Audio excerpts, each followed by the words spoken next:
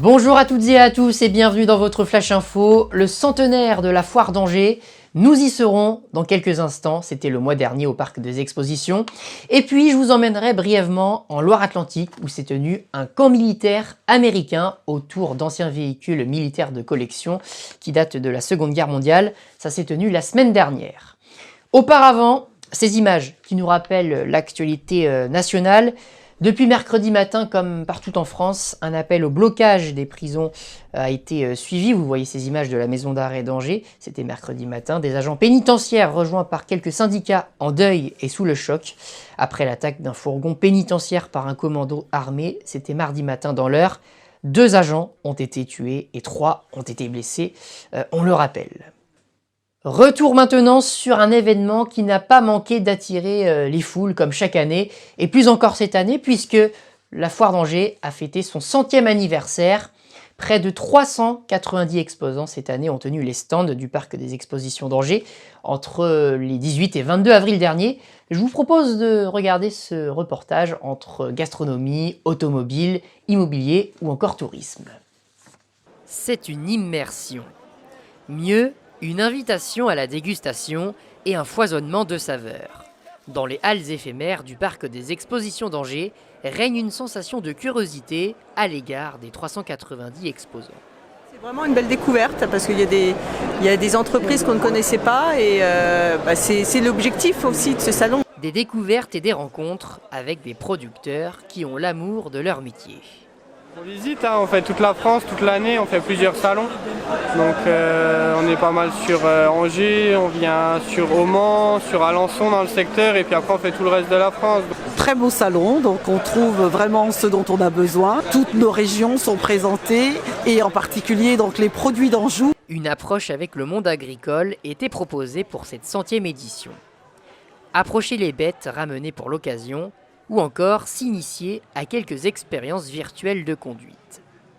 C'est toujours un plaisir de venir parce que au moins ça permet de rencontrer les gens qui n'ont pas forcément l'occasion de rencontrer les agriculteurs, de connaître ce que c'est l'agriculture. Au moins ils ont plein de questions à nous poser à laquelle on peut répondre.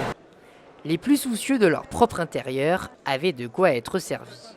Et cela passe aussi par la prévention face aux canalisations bouchées. On a un système de respiration avec de l'air extérieur. On peut descendre dans des puits, dans des gros décanteurs, dans des usines, dans des collectivités, de manière à revenir vivant et entier.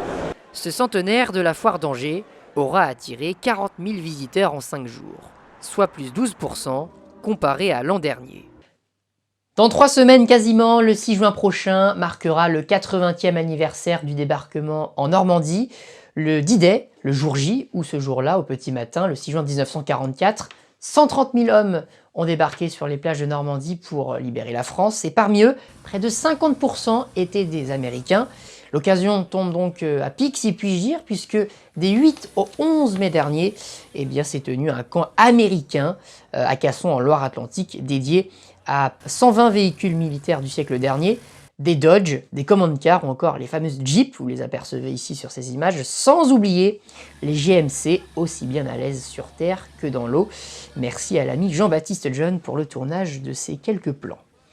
Et la transition est toute trouvée, car voici quelques clichés, toujours capturés par Jean-Baptiste John.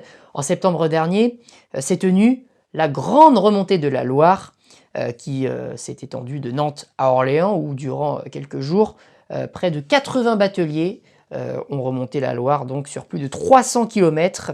La Loire, plus long fleuve de France. Image, vous le voyez ici, aux abords du pont d'Umnacus des Ponts-de-Cé. Un événement qui s'est inscrit dans le cadre du Festival de la Loire qui a lieu tous les 2 ans à Orléans. On termine avec les prévisions météo pour la matinée de demain matin, lundi. Attention aux orages dans le sud-ouest du pays, avec un risque de pluie avérée. Ailleurs, ce sera un mélange d'éclaircies et de nuages. Les températures, il fera 13 degrés à La Rochelle, 12 à Saint-Malo, 18 degrés à Nice, ou encore 14 degrés du côté de Strasbourg.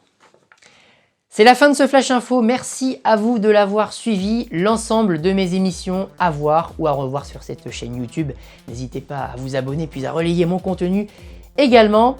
C'était Tommy avec vous, on va se quitter avec les images du camp américain de Casson qui s'est donc tenu la semaine dernière. Je vous souhaite une très bonne semaine et je vous dis à bientôt. Au revoir.